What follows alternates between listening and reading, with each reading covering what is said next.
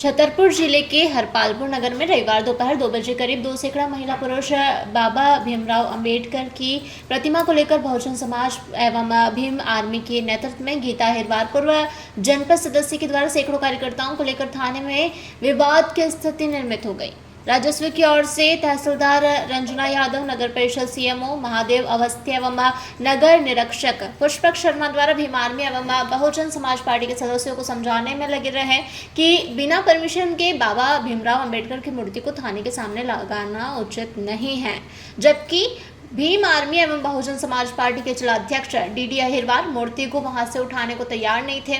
वहीं बहुजन समाज पार्टी और भीम आर्मी के सदस्य मूर्ति को थाने के सामने विवादास्पद पार्क से हटाने को तैयार नहीं थे। रात 11 बजे तक राजस्व, पुलिस एवं नगर परिषद भीम आर्मी और बहुजन समाज पार्टी के सदस्यों को समझाने में लगे रहा।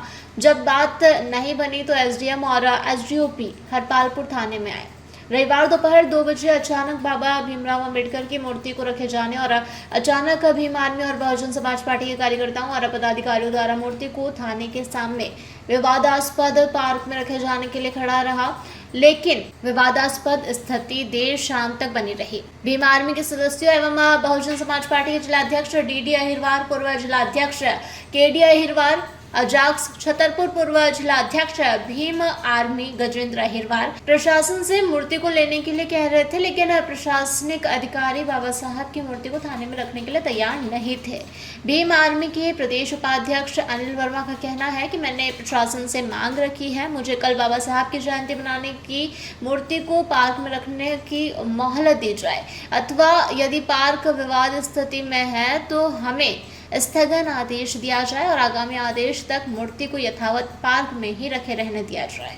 गलत है साहब, ऐसा नहीं होना चाहिए। जो भी काम हो सब सम्मति से होना चाहिए। हमारे सभी अधिकारी हैं, पदाधिकारी भी हैं, इन सबकी सलाह लेकर के ये काम होना चाहिए था। जबकि यहाँ से रगौली 15 से 16 किलोमीटर दूर है, बिल्कुल है। और मूर्ति की स्थापना हरपालपुर में हो रही है। हाँ। क्या रगौली गांव में अंबेडकर बाबा साहब की मूर्ति स्थापित है?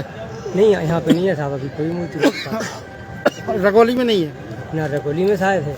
मतलब अपना गांव छोड़कर शहर में राजनीति चमकाने के लिए बाबा साहब के नाम पे लोग राजनीति करना चाहते हैं। जगदीश जी, आप भी पार्षद रहे हैं, जनप्रतिनिधि रहे हैं, आप ये बताइए क्या ये उचित है? नहीं उचित, आपके नजरिए से क्या उचित नहीं है दोपहर में स्थापित कर दिया। उन समाज के लोगों को हम लोग यही चीज़ समझा रहे हैं कि बाबा साहब राष्ट्र के गौरव हैं, उनका इस तरीके से यहाँ पे स्थापना करना ये उचित नहीं है। और शासन की तरफ से जब इनका प्रस्ताव नगर परिषद से पास हो गया है और मैंने कलेक्टर साहब से भी बात की, 2 महीने के अंदर की पूरी प्रक्रिया का फॉलो करके ऊपर साथ सम्मान बाबा साहब की स्थापना कराई। धन्यवाद सर, तो ये थे हमारे साथ है। ये सब गलत है। हमारे नगर में जो जनप्रतिनिधि हैं या अन्य लोग हैं या हमारे वरिष्ठ समाज के लोग हैं, उनका नाम भी लेकर सबसे बड़ी दूसरी बात ये है कि बिना परमिशन के मूर्ति स्थापित की है, ये गलत है। इसमें 70% लोग यूपी के हैं, एमपी के कोई भी लोग यहाँ नज़र नहीं आया है। जो आज आनंद फानन में इस कल के प्रोग्राम को जानबूझ के विवादित बनाने की स्थिति से एक इन लोगों ने ऐसी षड्यंत्र जैसे कार्रवाई की।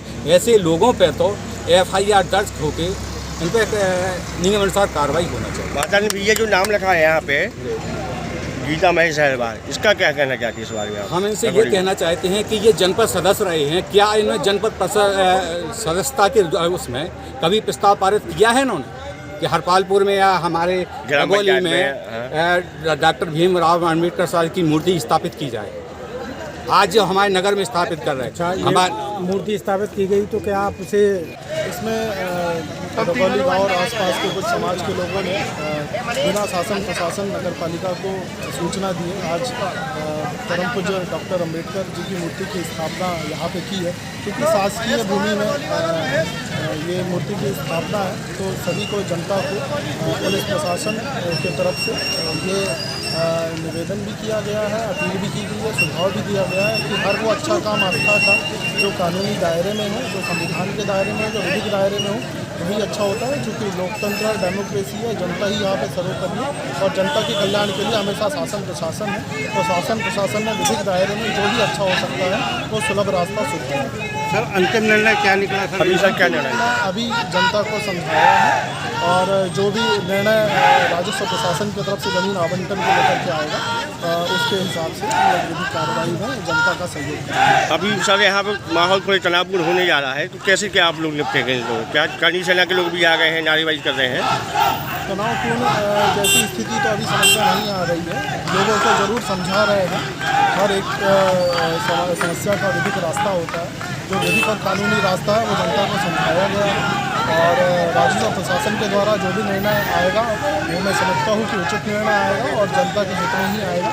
जो भी निर्णय आएगा वो सबको सर्वोपरि होगा, वही मान्य होगा और वो जनता के हित में होगा। सर कहीं ना कहीं ऐसा छतरपुर से भरत यादव की रिपोर्ट। बिरबल, हमारे महल की ये क्या बुरी हालत हो रखी है। इंस्पेक्टर साहब, यही है वो दरिंदा जिसने हमें दीवार में जिंदा चुनवा दिया था। गिरफ्तार कर लीजिए इन्हें। अनार करे तुमको तो मैंने जिंदा दीवार में चुनवा दिया था, तुम बाहर कैसे आई? जहापना, मैंने तो आपसे पहले ही कहा था कि अनारकली को बाप जी एएससी ब्लॉक से बनी दीवार में चुनवाते हैं, लेकिन आपने मेरी एक नहीं सुनी। अब भुगतो। बाप जी एएससी सीमेंट ब्लॉक्स, इसमें ना सीमेंट और रेत की जरूरत होती है, ना ही तराई करने की झंझट। लाल ईंटों के मुकाबले ये ज्यादा मजबूत, किफायती और फायदेमंद है, क्योंकि वाटर प्रूफ के साथ साथ ये साउंड प्रूफ भी है। काश मैंने अनारकली को बापजी ब्लॉक से बनी हुई दीवार में चुनवाया होता तो मुझे ये दिन नहीं देखना पड़ता। आप जहांपना जैसी मूर्खता न करें।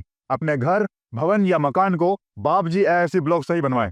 बापजी एएससी ब्लॉक्स, स्टील सी मजबूती।